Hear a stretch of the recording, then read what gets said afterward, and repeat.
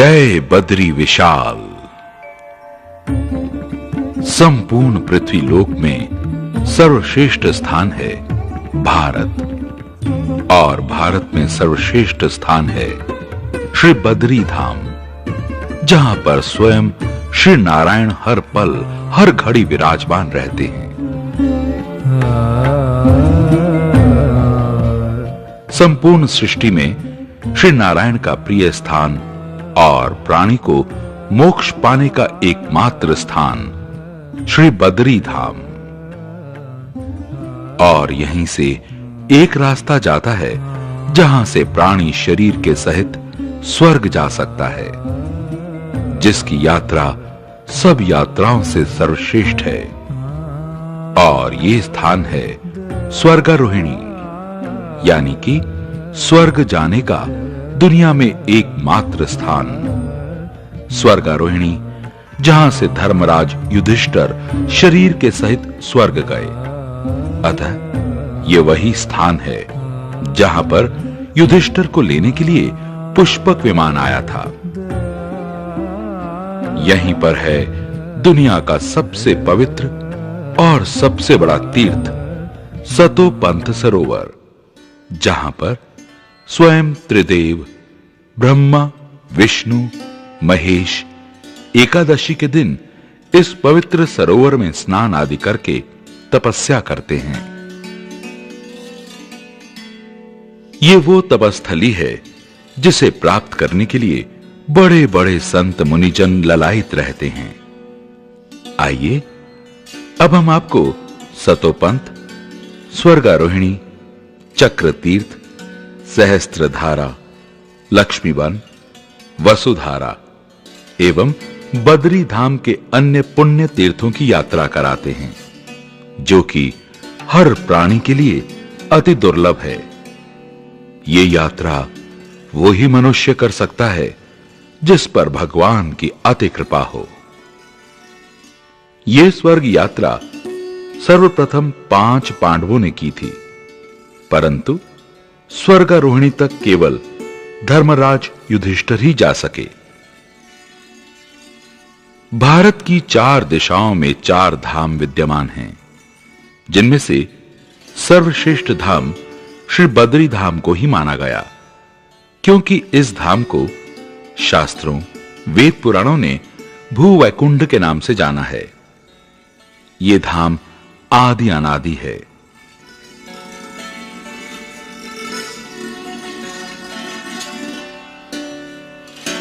और जब श्री नारायण आत्मचिंतन के लिए यहां पर आए, तो उनकी योग माया पर्वतों के रूप में चारों ओर उतर आई।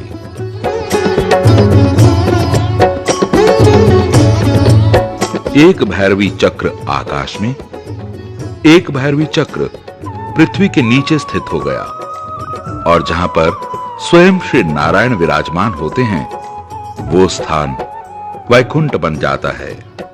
अतः जहां बद्री नारायण रहते हैं, उस भूमि को वैकुंठ कहते हैं। जय बद्री नारायण नमो नमः, श्री लक्ष्मी नारायण नमो नमः। जय बद्री नारायण नमो नमः, श्री लक्ष्मी नारायण नमो नमः।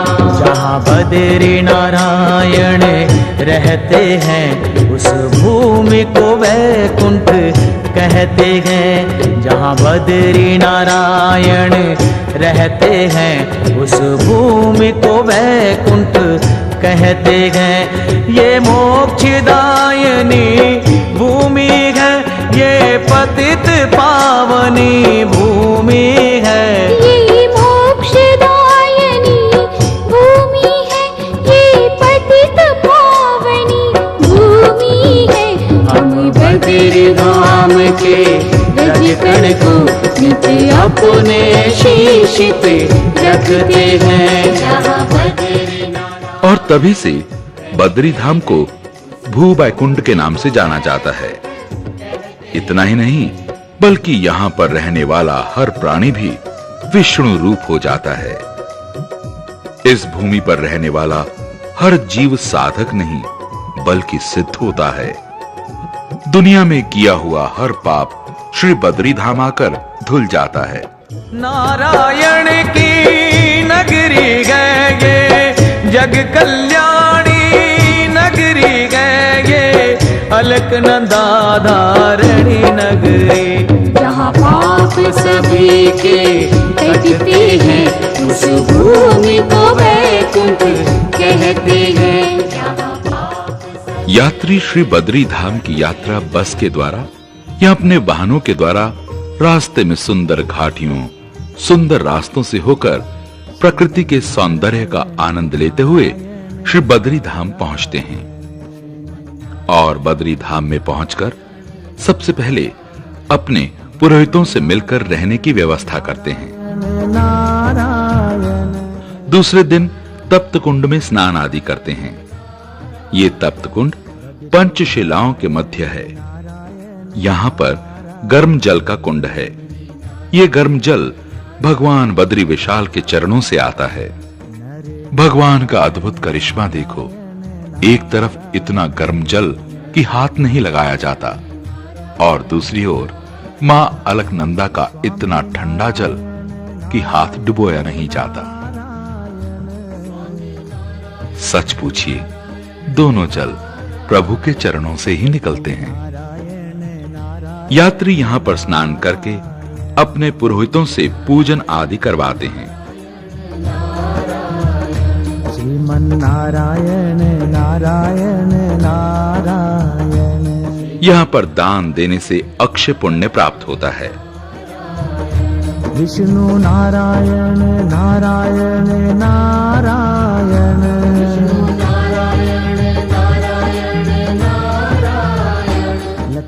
यात्रीगण दान दक्षिणा से निवृत्त होकर मां अलकनंदा के दर्शन के लिए जाते हैं।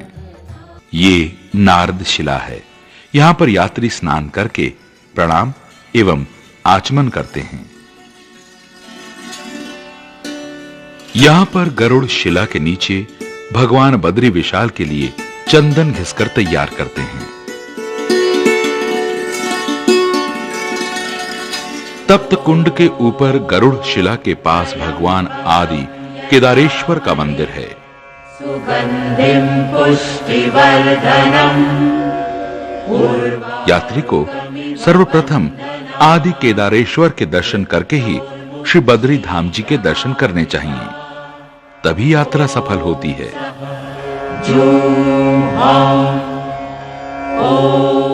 भगवान आदि केदारेश्वर के दर्शनों के बाद यात्री प्रसाद की दुकान पर पहुंचते हैं और अपनी श्रद्धा के अनुसार प्रसाद की थाली माला लेकर जाते हैं। यहाँ पर तुलसी की माला या फिर हिमालय के फूलों की माला चढ़ती है। इस माला की विशेषता यह है कि ये कभी मुरझाती नहीं और हमेशा ताजी दिखाई देती है। भगवान बद्री विशाल की पूजा अर्चना अभिषेक आदि का अधिकार केवल केरल के नंबूदरी परिवार के ब्राह्मण को ही होता है। ये ब्राह्मण बाल ब्रह्मचारी होते हैं, अतः ये भगवान बद्री विशाल के प्रधान पुजारी हैं। इन्हें रावल जी कहते हैं। नारायण श्री नारायण। श्री रावल जी जब भी भगवान बद्री विशाल की पूजा अर्चना या भोग लगाने के लिए जाते हैं, इन्हें उतनी ही बार स्नान करना पड़ता है। अतः जब भी रावल जी भगवान की पूजा के लिए जाते हैं, इन्हें बड़े सम्मान के साथ लेकर जाते हैं। रावल जी के सम्मान में इनके आगे एक स्वर्ण की छड़ी लेकर चलते हैं। श्री रावल जी को उस समय कोई भी नहीं छू सकता, इस बात का बड़ा ही ध्यान रखा जाता है। आइए हम भी इनके साथ चलकर भगवान के दर्शन करके आरती का आनंद लेते हैं।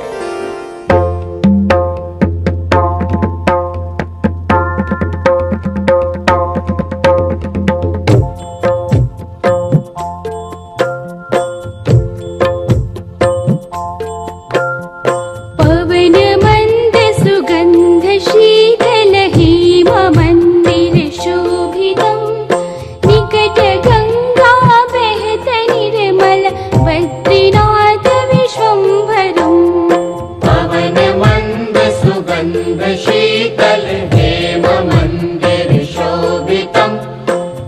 निकट गंगा बहत निर्मल बद्रीनाथ विश्वम्भरम् श्री बद्रीनाथ विश्वम्भरम् शेष सुमिरन करत निश दिन धरत ध्यान महेश्वरम् वेद ब्रह्मा करत स्तुति श्री बद्रीनाथ विश्वम्भरम् शेष सुमिरन करत निश दिन धरत ध्यान महेश्वरम् वेद ब्रह्मा करत स्तुति श्री बद्रीनाथ विश्वम्भरम् श्री बद्रीनाथ विश्वम्भरम् लक्ष्मी गौरी गणेश शारद नारद मुनि उच्चारणम् योग ध्यान अपार लीला बद्रीनाथ विश्वम्भरम् शक्ति गौरी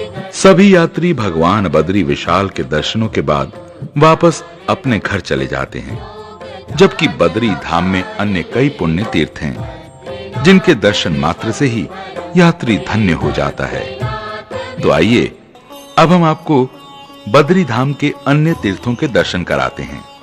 सबसे पहले हम आपको नीलकंठ के नीचे चरण पादुका के दर्शन कराने ले चलते हैं। श्री बद्रीनाथ मंदिर की दाहिनी ओर ऋषिगंगा की तरफ 2.5 किलोमीटर की दूरी पर चरण पादुका है। एक बड़ी ही सुंदर पगडंडी आपको नीलकंठ पर्वत की ओर ले जाएगी। श्रीमन्नारायण नारायण हरि हरि। थोड़ी सी चढ़ाई चढ़ने के बाद आपको संतों की गुफाएं मिलनी शुरू हो जाएंगी। ये संत कभी वस्त्र नहीं पहनते, सिर्फ एक छोटा सा टाट कमर पर लपेटे रहते हैं और भगवान के नाम का रसपान करते रहते हैं। चढ़ाई चढ़ने के बाद आपको इतना सुंदर, मनमोहक एवं शुद्ध वातावरण मिलेगा जिसे देखकर आप आनंदित हो जाएंगे। चारों तरफ शांति ही शांति, प्यारे प्यारे झरने। लगता है कि यहां बैठकर भगवान का सुमिरन करने में लीन हो जाएं। इस घाटी में अनेक कुटिया गुफाएं हैं जहां पर साधु महात्मा तपस्या में लीन हैं। यहीं सामने ही शिला पर भगवान के चरण चिन्ह हैं। यहीं से ऊपर 6-7 किलोमीटर की दूरी पर नीलकंठ पर्वत की जड़ में ब्रह्म कमल होते हैं। ये वही ब्रह्म कमल हैं जिन्हें लेने के लिए भीम जी आए थे। पुराणों में लिखा है कि श्रावण मास में भगवान शिव को 100 फूल सोने के चढ़ाओ या फिर एक ब्रह्म कमल चढ़ाओ, दोनों एक बराबर हैं। चरण पादुका के पास ही एक बहुत सुंदर एवं अद्भुत गुफा है जो अंदर से बहुत ही गहरी है। भीतर अंधेरा है इसलिए दिखाई नहीं देता। ओम नमः शिवाय। ये गुफा आधुनिक है।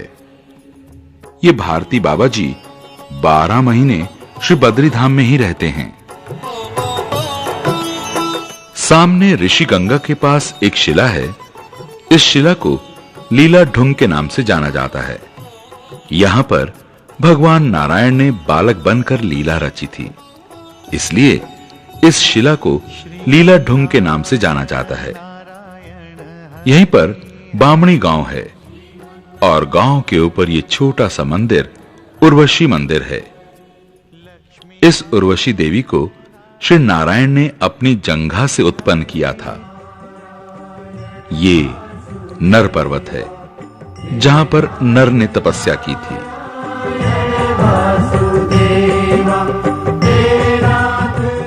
ये नारायण पर्वत है, यहां पर नारायण ने तपस्या की थी, अतः मंदिर भी नारायण पर्वत पर स्थित है। बसा हिमालय पर उत्तर में पावन बद्रीनाथ, नारायण ने यही तपस्या की थी नर के साथ।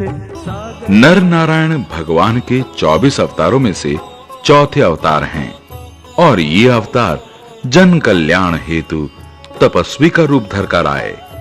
अतः द्वापर में यही नर और नारायण श्री कृष्ण और अर्जुन बनकर आए। प्रिय भक्तों, अब हम आपको एक दिव्य तीर्थ के दर्शन कराते हैं। यह तीर्थ ब्रह्म कपाल के नाम से जाना जाता है। यहां पर यात्री अपने पितरों को तर्पण व पिंडदान करते हैं। यहां पर पिंडदान करने से 7 पीढ़ियों तक के पितृ तृप्त हो जाते हैं। अतः यहां पर पिंड प्रदान करने के बाद मनुष्य को फिर कभी पिंडदान नहीं करना पड़ता। इस तीर्थ की कथा इस प्रकार है।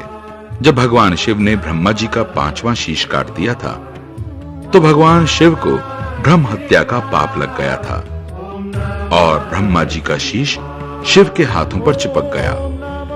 अतः भगवान शिव ने इस पाप से मुक्त होने के लिए अनेकों उपाय किए, नाना प्रकार के तीर्थों पर गए, परंतु भगवान शिव ना तो ब्रह्म हत्या से मुक्त हुए, ना ही उनके हाथों से ब्रह्मा जी का शीश छूटा। भक्तों, अंत में भगवान शिव बद्री धाम में ब्रह्म कुंड के पास गए तो अचानक एक घटना घटी। यहां पर आते ही भगवान शिव के हाथों से ब्रह्मा जी का शीश छूट गया और भगवान शिव ब्रह्म हत्या से भी मुक्त हो गए। तब भगवान शिव ने कहा, यह दुनिया का सर्वश्रेष्ठ स्थान है। जो भी प्राणी यहां पर अपने पितरों को पिंड दान करेगा, उसकी 7 पीढ़ियों को भी मोक्ष प्राप्त हो जाएगा। अतः यहां पर पिंडदान करने के बाद मनुष्य को दोबारा अपने पितरों को पिंडदान नहीं देना पड़ता। इसलिए यात्री यहां आकर अपने पितरों को पिंडदान जरूर करते हैं। अब हम आपको लेकर चलते हैं बद्री धाम से 3 किलोमीटर की दूरी पर माणा गांव। शास्त्रों में इस गांव को मणिभद्रपुरम के नाम से जाना जाता है। प्राचीन काल में यहां गांधर्व रहा करते थे। इस गांव के लोग बड़े ही कर्मठकारी होते हैं। यहां के लोग घर घर में बड़े ही सुंदर कालीन और पूजा आसन बनाते हैं, जिन्हें यात्रीगण खरीदकर घर ले जाते हैं। यहां के लोगों का रहन सहन, पहनावा, रीति रिवाज एकदम भिन्न है। इनका कुल देवता घंटाकर्ण है, जो भगवान बद्री विशाल के क्षेत्रपाल हैं। माणा गांव के पास ही गणेश गुफा है। यात्री यहां पर दर्शन हेतु आते हैं। यहां की कथा इस प्रकार है। भगवान वेद व्यास जी को पुराण लिखने के लिए एक अच्छा लेखक चाहिए था, तो उन्होंने ब्रह्मा जी की स्तुति की। तो ब्रह्मा जी ने वेद व्यास जी को गणेश जी का आह्वान करने को कहा। तो वेद व्यास जी ने गणेश जी का आह्वान किया तो गणेश जी प्रकट हुए। अतः वेद व्यास जी के अनुरोध प्रार्थना करने पर श्री गणेश जी वेद व्यास जी के लेखक बने। भक्तों, ये वही स्थान है जहां पर गणेश जी ने पुराणों का लेखन किया। अतः तब से ये स्थान गणेश गुफा के नाम से जाना जाता है। गणेश गुफा के थोड़ा ऊपर जाएंगे तो आप पाएंगे व्यास गुफा। व्यास गुफा के ऊपर एक बहुत बड़ी शिला है। इस शिला का आकार पत्राकार है। यही वो स्थान है जहां पर वेद व्यास जी ने 18 पुराणों की रचना की थी। यहीं पर देवर्षि नारद के कहने पर वेद व्यास जी ने श्रीमद् भागवत महापुराण की रचना की थी।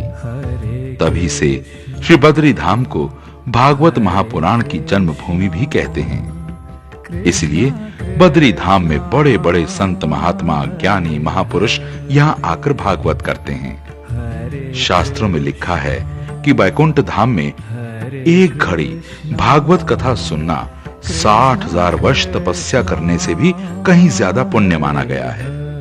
इसीलिए श्री बद्री धाम में भक्तजन भागवत कथा बहुत ही तन्मय होकर सुनते हैं। हरे रामा रामा रामा हरे हरे हरे रामा हरे रामा रामा। व्यास गुफा के दाहिनी ओर नीचे उतरने पर मां सरस्वती के साक्षात दर्शन केवल यहीं पर होते हैं।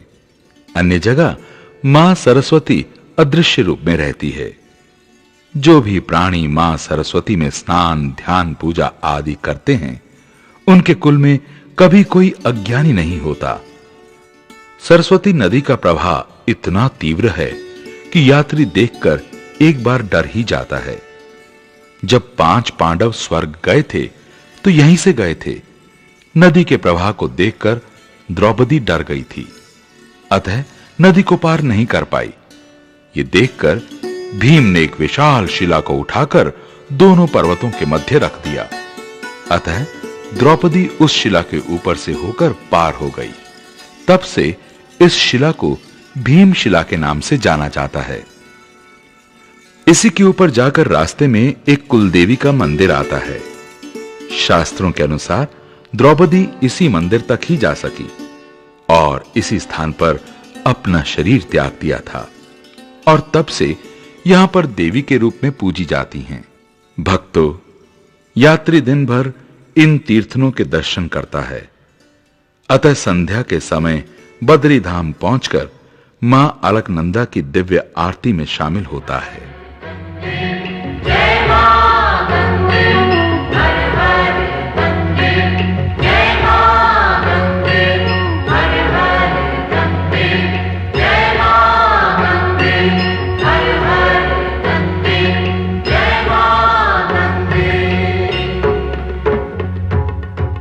मां अलकनंदा की आरती के बाद यात्री मंदिर की संध्याकालीन पूजा व शयन आरती में शामिल होकर अपनी यात्रा सफल करता है। श्री बद्री धाम के दिव्य तीर्थों के दर्शनों के बाद हम आपको स्वर्गारोहिणी की यात्रा पर लेकर चलते हैं, जो यात्रा अति दुर्लभ यात्रा है।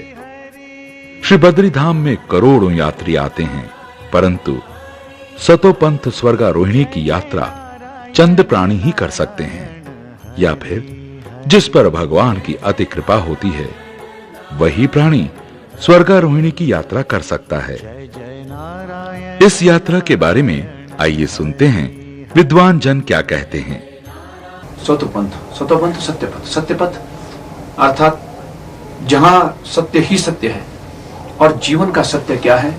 जीवन का सत्य सत्य व्रतम सत्य परम त्रिसत्यम, भगवान सत्यनारायण को, भगवान नारायण को प्राप्त करना ही जीवन का अंतिम सत्य है। वो स्वर्गारोहिणी वो पर्वत स्वर्ग की सीढ़ी के रूप में दिखाई पड़ता है। सीढ़ी के माध्यम से यात्रियों को एक दिशा प्राप्त होगी, और संभव है कि इसी को आधार मान करके प्रत्येक वर्ष यात्री शतोपंथ की यात्रा के लिए अग्रसर होंगे, और उन्हें इस सीढ़ी के माध्यम से तत्त स्थलों का ज्ञान भी प्राप्त होगा। टी सीरीज द्वारा हमारे गुरुदिया जी के द्वारा एक सतोपंथ की यात्रा का शुभारंभ किया हुआ है। बहुत अच्छी प्रयास है। ये बहुत ही कठिन रास्ता है, तो आम भक्त लोग वहाँ जा नहीं पाएंगे। जिनका भावना है वो टी सीरीज के इस कैसेट के द्वारा देख सकते हैं। ये यात्रा महापुरुषों के आशीर्वाद को लेकर और यहाँ के प्रमुख अधिकारियों से आज्ञा लेकर ही की जा सकती है। यात्री मंदिर में भगवान बद्री विशाल का दर्शन करके भगवान बद्री विशाल का आशीर्वाद ग्रहण करते हैं। जय तेरा धाम, गाऊं भजन में सुबह शाम। जय बद्री जय तेरा धाम, गाऊं भजन में सुबह शाम। आज मिला है तेरी कृपा से मुझको सबका प्यार, मुझको सबका प्यार। जय जय बद्री धाम। और श्री नारायण का ध्वज लेकर बद्री विशाल की जय जयकार करते हुए बाजे नगाड़ों के साथ ये यात्रा शुरू होती है। आज मिला है तेरी कृपा से मुझको सबका प्यार। बद्रीनाथ तेरी महिमा जग में अपरंपार, आज मिला है तेरी कृपा से हमको तेरा प्यार। जय जय बद्री। देखने वालों को बहुत अच्छा लगता है। सब लोग स्वर्गारोहिणी जा रहे हैं। सब में एक आत्मविश्वास होता है।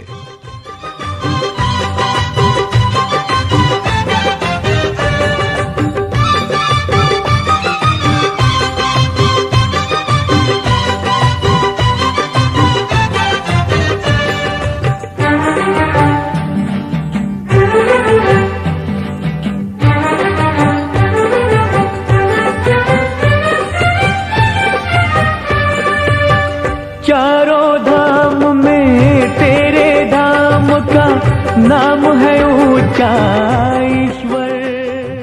ये यात्रा या तो जून में या फिर 20 अगस्त के आसपास होती है, क्योंकि यही समय उचित है यात्रा के लिए। तेरी धरा पे भक्तों को मुक्ति मिलती है अविराम, मिलती है अविराम। जय जय बद्री धाम, जय जय बद्री धाम। बद्रीनाथ तेरी महिमा जग में अपरंपार, आज मिला है तेरी कृपा से हमको तेरा प्यार। जय जय बद्री धाम, जय जय बद्री धाम।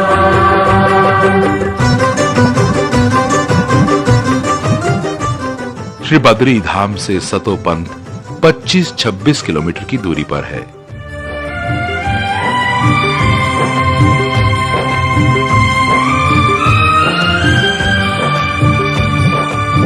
तूने सदा निज भक्तों को अपनाया हर मुश्किल में, आज मुझे अपनों से मिलाकर भर दी खुशियां दिल में।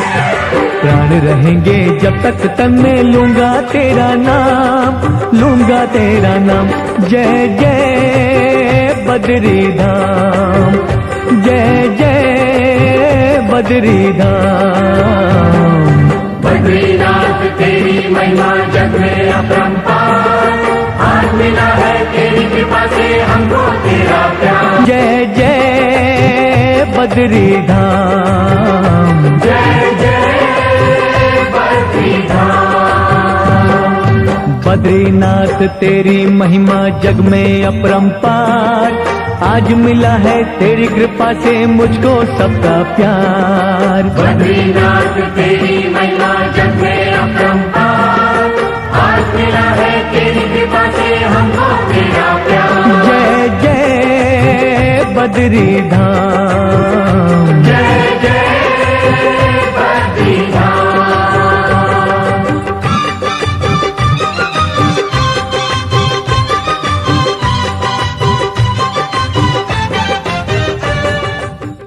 ये पैदल मार्ग माणा गांव की ओर जाता है।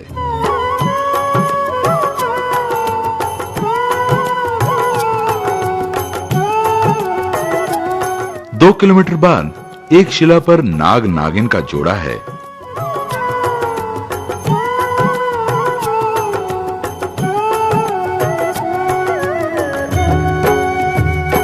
बोलो नारायण नारायण हरि। और यहीं से प्राकृतिक नजारे शुरू हो जाते हैं। भजो नारायण नारायण हरि हरि। ये भृगु गुफा है। यहाँ पर भृगु ऋषि ने तपस्या की थी। नारायण हरि हरि।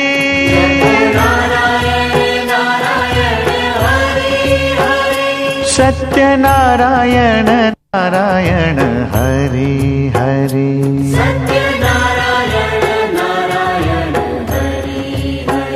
श्रीमन्नारायण नारायण हरि हरि।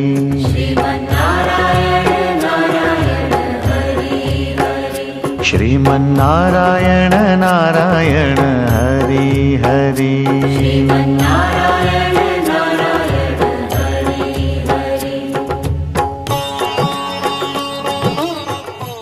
चारों ओर सुंदरता ही सुंदरता। कहीं बर्फीली चट्टानें, कहीं पथरीले पहाड़। सब कुछ बड़ा मनमोहक लगता है, दिलकश लगता है। भक्तों के प्यारे हरि हरि। आधार हमारे हरि हरि। तन मन में बसे हैं हरि हरि। कण कण में बसे हैं हरि हरि। 3 किलोमीटर की दूरी पर माता मूर्ति का मंदिर है। माता मूर्ति धर्म की पत्नी है और भगवान श्री नर नारायण की माता है। यहां वर्ष में एक बार बहुत बड़ा मेला लगता है। भगवान श्री नर नारायण 52 द्वादशी के दिन यहां अपनी माता के पास आते हैं और भोजन पाते हैं।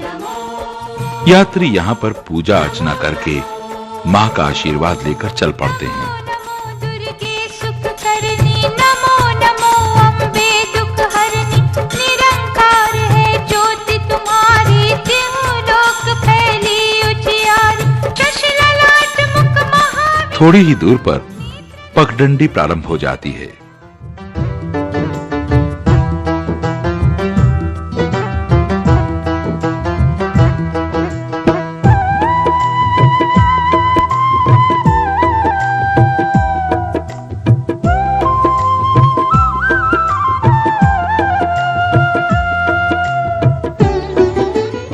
एक तरफ पहाड़ और दूसरी तरफ मां अलकनंदा का संगीत।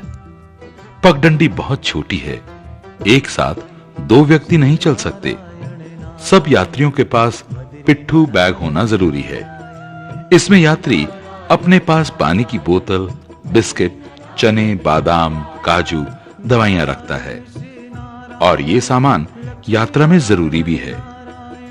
अन्य सामान जैसे टेंट, तिरपाल, स्लीपिंग बैग, खाने पीने के सामान, स्टोव, मिट्टी का तेल, टॉर्च, छोटा गैस सिलेंडर इत्यादि, ये सब सामान के लिए कुली यानी पोर्टर करना आवश्यक है।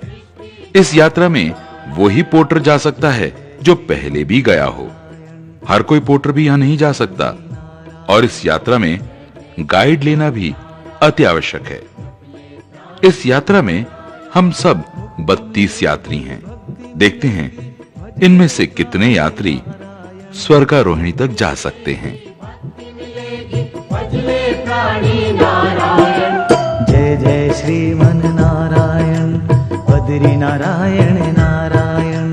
जय जय श्रीमन नारायण। प्राकृतिक सौंदर्य का आनंद लेते हुए हम पहुंच गए हैं आनंदवन। निस्संदेह ये आनंदवन है। चारों ओर लहराते हुए हजारों फूलों के बड़े बड़े पौधे, नाना प्रकार के पुष्प, भीनी भीनी सुगंध का इन फूलों के बीच में से होकर गुजरना बहुत ही मनलुभावना है। सृष्टि दाता नारायण भाग्य विधाता नारायण। यात्री का हृदय बाग बाग हो जाता है, दिल आनंद से झूम उठता है। शायद इसलिए इस जगह का नाम आनंदवन रखा गया होगा। ये दृश्य आदमी के हृदय को स्पर्श कर जाता है। मुक्ति मिलेगी भक्ति मिलेगी भजले प्राणी नारायण। मुक्ति मिलेगी भक्ति मिलेगी भजले प्राणी नारायण। जय जय श्रीमन नारायण बद्री नारायण नारायण। आनंदवन के पश्चात एक जगह ग्लेशियर आता है।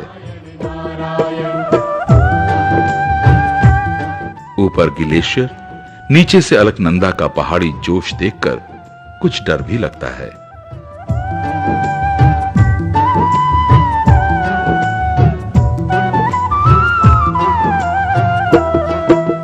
कृष्ण रूप में नारायण राम रूप है। यहाँ पर रास्ता कुछ मुश्किल है।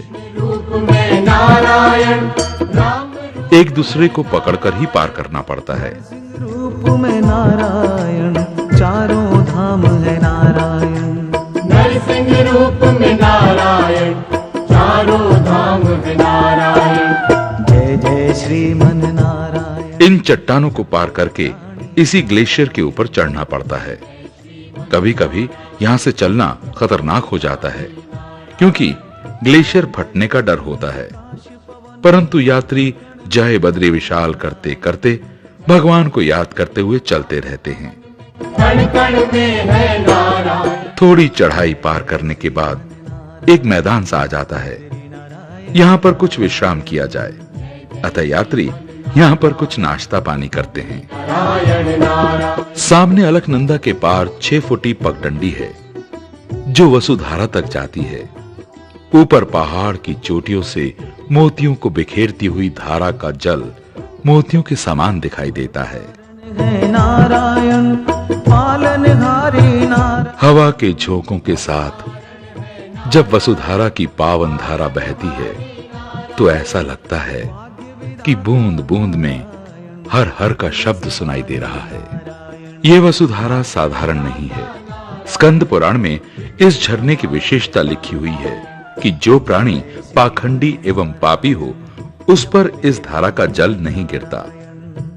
कथा में कहा गया है कि देवर्षि नारद जी ने अष्टवसुओं के सामने श्री बद्री धाम की इतनी प्रशंसा की कि अष्टवसु यहां आकर तपस्या करने लगे और 30,000 वर्ष तपस्या करने के बाद उन्हें श्री नारायण के दर्शन हुए। अतः श्री नारायण ने अष्टवसुओं की भक्ति से प्रसन्न होकर उन्हें भक्ति का वरदान दिया। तभी से ये परम पावन तीर्थ तीनों लोकों में विख्यात हुआ।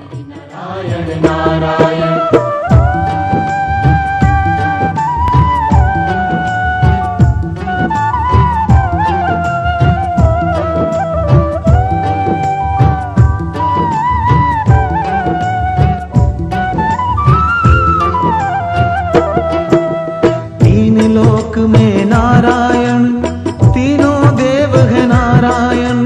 तीन लोक में नारायण, तीनों देव है नारायण। वसुधारा से 3 किलोमीटर की दूरी पर लक्ष्मी वन है। नमो देव्यै महादेव्यै शिवायै सततं नमः।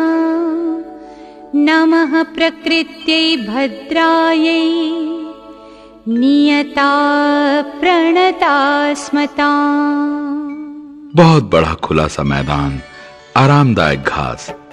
ये घास कम से कम 1.5 फुट लंबी घास होती है। विष्णु माएति शब्दिता नमस्तस्यै नमस्तस्यै। बहुत ही सुंदर एवं पवित्र वातावरण, ठंडी ठंडी हवाएं चल रही हैं। ऐसे स्थान पर मन स्वयं प्रभु के चरणों में लग जाता है। आपने देखा होगा कि बद्री धाम में एक भी वृक्ष नहीं है और यहाँ पर इतनी ऊंचाई में इतने अनगिनत विशाल भोजपत्र के वृक्ष मिलेंगे कि विश्वास ही नहीं होता। पूर्व काल में ऋषि मुनि इन भोजपत्रों की छाल निकालकर उन पर पुराण लिखते थे। मां लक्ष्मी जी प्रकृति का रूप बनकर यहाँ पर वास करती हैं। भक्तों, जब 5 पांडव स्वर्ग की ओर अपनी यात्रा कर रहे थे तो नकुल लक्ष्मी वन तक ही जा सका और यहीं पर नकुल ने अपना शरीर त्याग दिया था। नमस्तस्यै नमस्ते। यहाँ का मौसम कभी भी बिगड़ सकता है और शाम को तो अक्सर बारिश होती है। सर्वभूतेषु बुद्धिरूपेण संस्थिता। यात्री स्वर्गारोहिणी यात्रा का पहला विश्राम लक्ष्मीवन में ही करते हैं। नमो नमः। आसपास छोटी छोटी गुफाएं हैं। ज्यादा यात्री हो तो चट्टानों की ओट में तिरपाल लगाकर गुजारा कर लेते हैं। इस यात्रा में यात्री को अपने साथ टेंट ले जाना अति आवश्यक है। दूसरे दिन सुबह सुबह यात्री ओम नमो नारायण का जाप करते हुए अपनी यात्रा प्रारंभ कर देते हैं। कुछ यात्री यहीं से वापस लौट जाते हैं।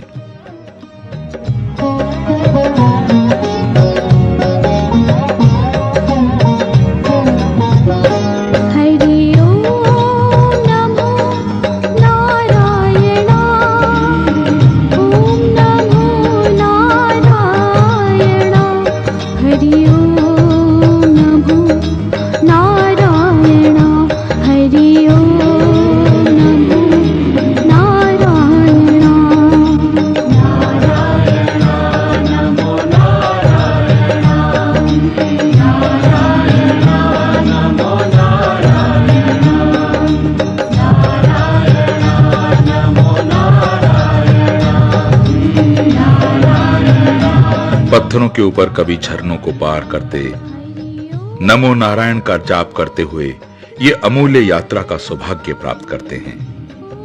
यहां पर जो यात्री नंगे पांव यात्रा करता है उसे एक कदम से एक अश्वमेघ यज्ञ का फल प्राप्त होता है।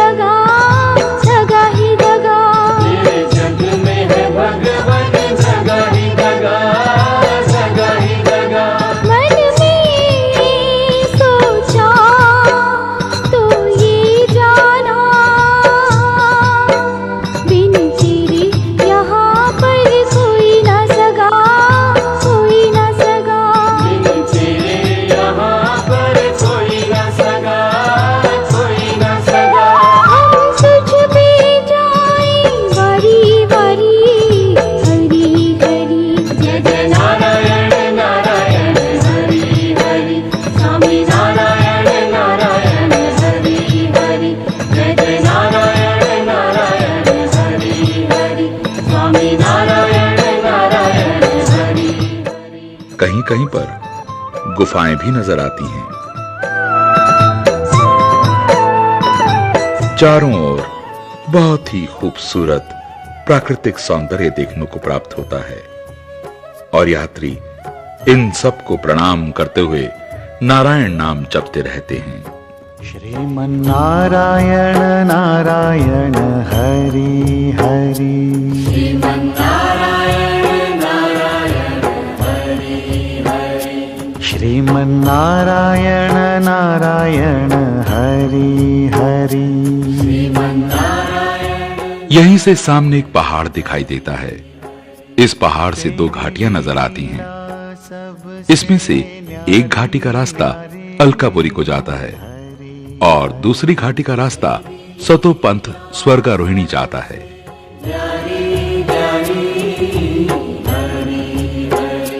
जय जय नारायण नारायण। और अलकापुरी से ही मां अलकनंदा का उद्गम स्थल है। ग्लेशियर के बीच से मां अलकनंदा निकलती है। वास्तव में मां अलकनंदा स्वर्गारोहिणी के पास विष्णु कुंड से निकलकर अलकापुरी में दिखाई देती है, इसलिए इसको विष्णुपदी गंगा कहते हैं।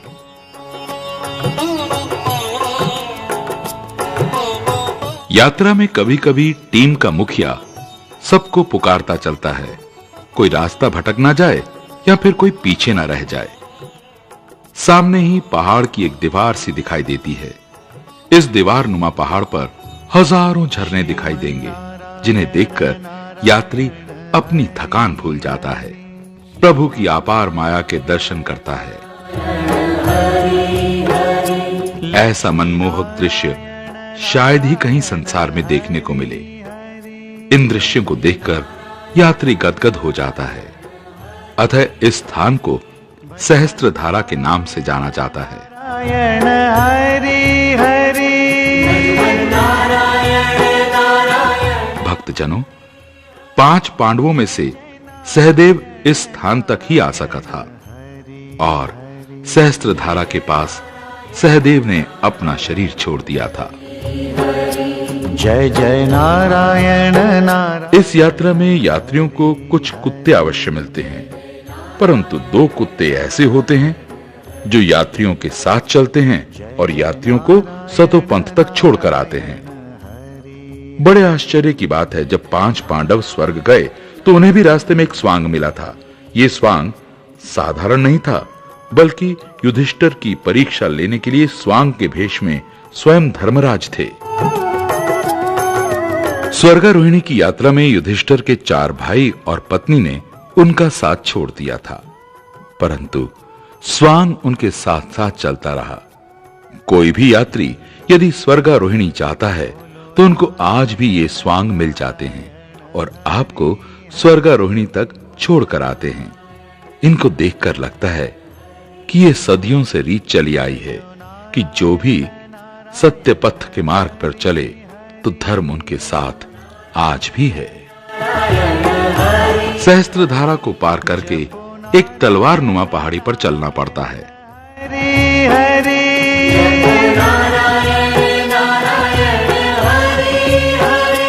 इस समय हम बादलों के बीच में पहुंच गए हैं।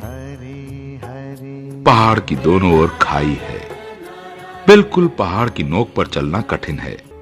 इस समय हम नीलकंठ पर्वत के पीछे हैं। यह नीलकंठ पर्वत का पीछे का भाग है, यानी ठीक श्री केदारनाथ के पीछे का भाग। यानी हम श्री केदारनाथ के ठीक पीछे चल रहे हैं। आगे नीचे उतरकर मैदानी जगह आती है।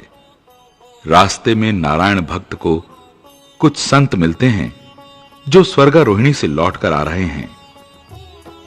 उन्हें प्रणाम करते हुए आगे आता है एक मैदान।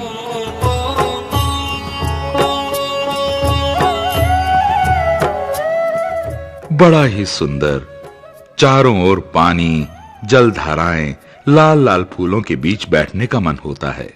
श्रीमन्नारायण नारायण हरि हरि। यहाँ पर यात्री पंच स्नान आदि करके चाय पीते हैं और कुछ भक्ति में लीन हो जाते हैं। नारायण नारायण हरि हरि। यहाँ पर एकाग्र चित्त होकर भगवान का जाप करो तो श्री नारायण की छवि हृदय में उतर आती है। लगता है भगवान बद्री विशाल से साक्षात्कार हो रहा है। ये सब अनुभव की बातें हैं। केदार खंड में लिखा है कि घर में प्राणी 1,00,000 माला जाप करे और सतोपंथ में 1 माला जाप करे, एक ही बराबर है। फिर क्यों ना हम भी भक्ति में लीन होकर अपनी यात्रा को सफल करें। और अब हम अष्टाक्षरी मंत्र का जाप करते हुए चक्र तीर्थ की ओर चलते हैं।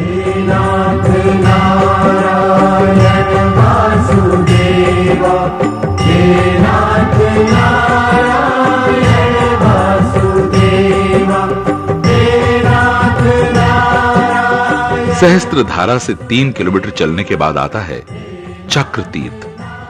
बहुत बड़ा मैदान, गोला आकार का, सूखे तालाब की तरह दिखाई देता है।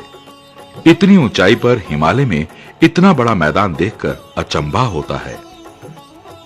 भक्तों, 5 पांडव जब स्वर्गारोहिणी की ओर जा रहे थे तो वीर अर्जुन चक्र तीर्थ तक ही आ सका था और यहीं पर अर्जुन ने अपना शरीर त्याग दिया था। इससे आगे भीम, युधिष्ठिर और स्वांग के रूप में धर्मराज गए थे। चक्र तीर्थ में कुछ गुफाएं हैं, अतः यात्री अपनी यात्रा का दूसरा रात्रि विश्राम इन्हीं गुफाओं में करता है। कुछ यात्री आगे भी चले जाते हैं। यात्री रात का भोजन इत्यादि करके नारायण भक्त के साथ भजनों का आनंद लेते हैं। कण कण में बसे हैं हरि हरि। श्रीमन्नारायण नारायण हरि हरि। श्रीमन्नारायण। और दूसरे दिन आगे की यात्रा शुरू करते हैं। चारों ओर बर्फीली चोटियां हैं।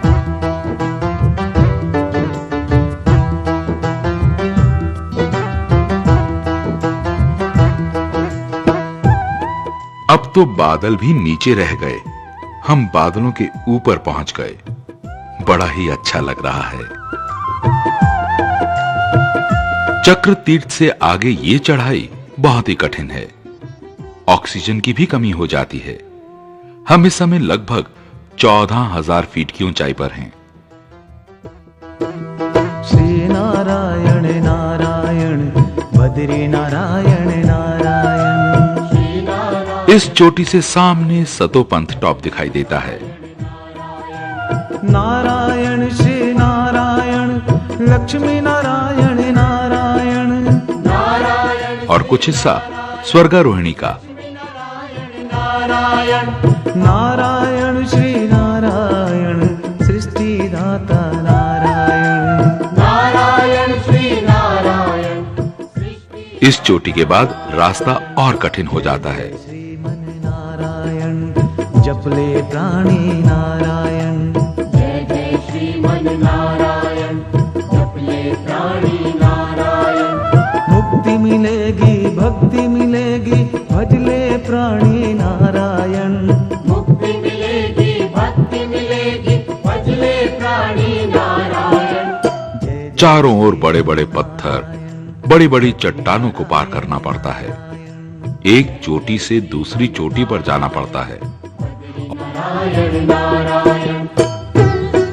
और इस चोटी पर कुछ संत आ रहे हैं। शायद स्वामी नारायण वाले महाराज हैं। ये माताजी भी सतो पंथ तक होकर आ रही हैं। इनको सतो पंथ के दर्शन से इतना आनंद मिला कि अपने आप को प्रभु चरणों में लगाकर धन्य हो गई हैं। वो देख के कितना रोया कि अभी हमको कुछ पता नहीं कि मैं वो सतोपन देख के कितना रोया। मन नहीं लगता है जाने का।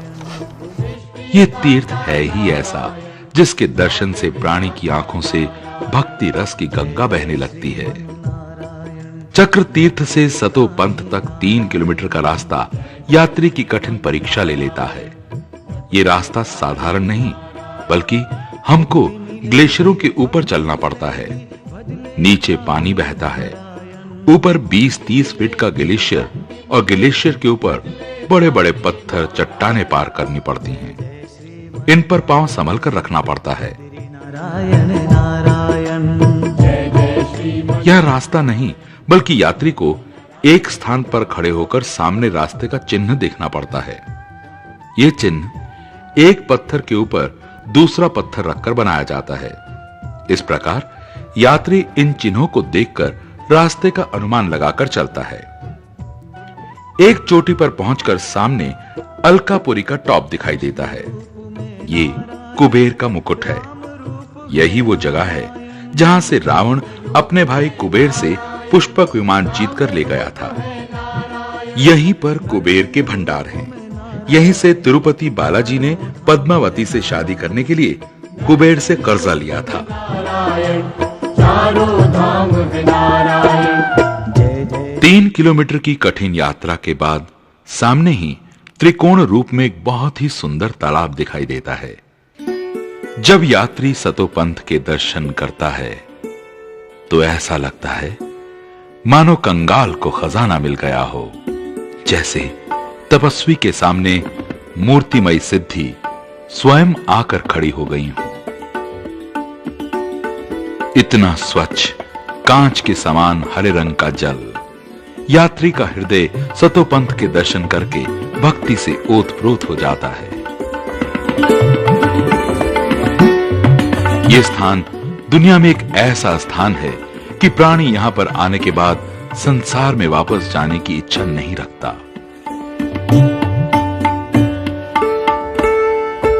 इस सरोवर का जल इतना पवित्र है कि यदि इसमें कोई गलती से तिनका भी डाल दे तो ये पक्षी इस तिनके को अपनी चोंच से उठाकर बाहर फेंक देते हैं। यहां के पक्षी भी सात्विक भाव के ही मिलेंगे। ये पक्षी और कहीं नहीं मिलते। यहीं पर आसपास में ही गुफाएं हैं। यात्री इन्हीं गुफाओं में आकर ठहरते हैं या फिर टेंट लगाकर अपनी ठहरने की व्यवस्था करते हैं। ऋषि मुनि संत यहीं पर इन गुफाओं में रहकर सिद्धियां प्राप्त करते हैं। स्कंद पुराण में लिखा है, एकादशी के दिन यहां साक्षात ब्रह्मा विष्णु महेश तीनों देव सतोपंथ सरोवर में स्नान आदि करके तपस्या करने आते हैं। सतोपंथ के दर्शन पूजा स्तुति करने से क्या फल प्राप्त होता है ये स्वयं ब्रह्मा जी भी नहीं कह सकते, तो फिर हम क्या कहें। यात्री सिर्फ यहीं तक ही जाते हैं। और 5 पांडवों में से भीम सतोपंथ तक ही जा सका और यहीं सतोपंथ में अपना शरीर त्याग दिया। यात्री भी सतोपंथ में स्नान करके तपस्या करते हैं। कोई कोई तो अपने ठाकुर जी को स्नान कराकर पूजा करता है।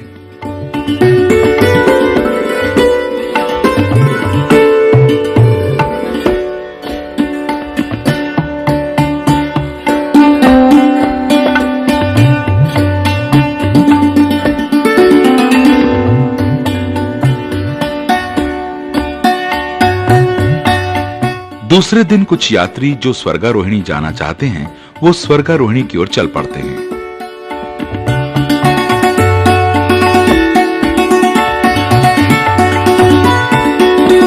अब रास्ता और भी कठिन है।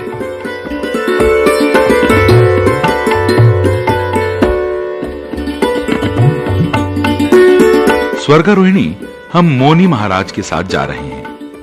ये मोनी महाराज यहीं सतोपंथ में 12 महीने रहकर साधना करते हैं।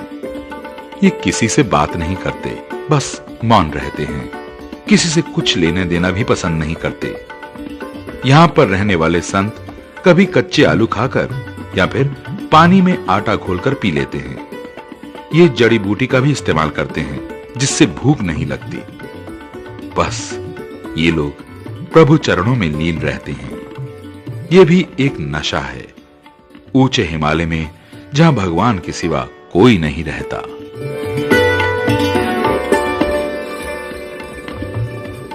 तलवार की धार जैसी पहाड़ी पर चलना पड़ रहा है। दूर चोटी पर पहुंचना है।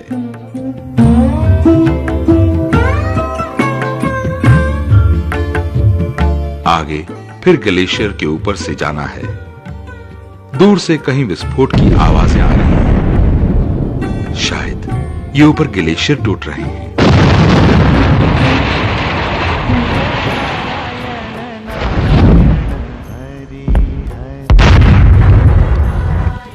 यात्री तो श्री नारायण का जाप करते हुए चलते ही रहते हैं। जय जय नारायण नारायण हरि हरि।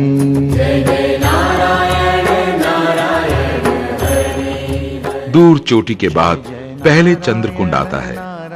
यहाँ पर चंद्रमा ने 88,000 वर्ष तक अष्टाक्षरी मंत्र से जाप करके श्री नारायण से नक्षत्रों के राजा होने का वर मांगा था।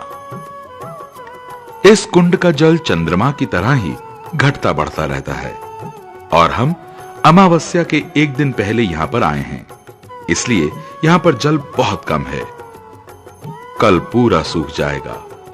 पूर्णमासी के दिन ये चंद्र कुंड पूरे जल से भरा होता है। बोलो नारायण नारायण हरि हरि। बोलो नारायण नारायण हरि हरि। भजो नारायण नारायण हरि हरि। चंद्र कुंड के बाद सूर्य कुंड आता है। जपो नारायण नारायण हरि हरि। यहाँ पर यात्री पूजा अर्चना करते हैं। जो भी प्राणी यहाँ पर पूजा करते हैं और सूर्य नारायण का जाप करते हैं, वो प्राणी सूर्य के समान तेजस्वी हो जाता है। श्रीमन नारायण नारायण हरि हरि। श्रीमन नारायण नारायण हरि हरि। श्रीमन। सूर्य कुंड के बाद पहाड़ की नोक पर चलना पड़ता है। दोनों तरफ खाई है। यहाँ पर संभल कर चलना पड़ता है। जरा सा पांव फिसला नहीं कि राम नाम सत्य का प्रमाण मिल जाएगा। इसी धार के बाद यात्री पहुंचते हैं स्वर्गारोहिणी के नीचे ग्लेशियर तक।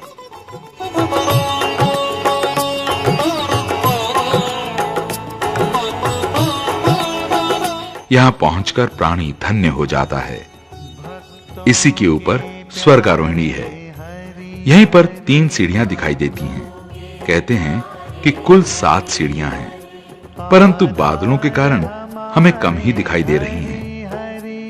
यही वो स्थान है जहां पर धर्मराज युधिष्ठिर और स्वांग के रूप में स्वयं धर्मराज गए थे। हरि हरि। जब युधिष्ठिर को लेने के लिए विमान आया तो दूतों ने युधिष्ठिर को आदर से विमान में बैठने को कहा। श्रीमन नारायण नारायण हरि। तो युधिष्ठिर बोले, रास्ते में मेरे भाई एक एक करके मेरा साथ छोड़ते गए, परंतु सिर्फ यही एक स्वांग है जिसने मेरा साथ यहां तक दिया। इसका मतलब मेरे ज्यादा पुण्य इस स्वांग ने किए हैं। इसलिए यदि ये स्वांग स्वर्ग जाएगा तो मैं भी जाऊंगा, अन्यथा मैं नहीं जाऊंगा। ये सुनकर धर्मराज ने स्वांग का रूप छोड़कर युधिष्ठिर को दर्शन दिए और कहा, वाकई में तुम धर्मराज हो। भक्त जनों, यही वो स्थान है जहां से प्राणी शरीर सहित स्वर्ग जा सकता है।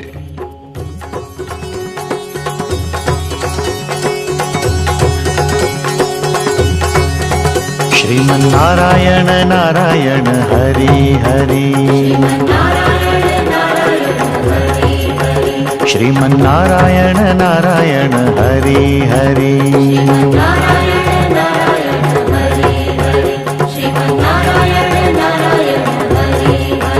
हम आए शरण तिहारी हरि हरि हरि, हम आए शरण तिहारी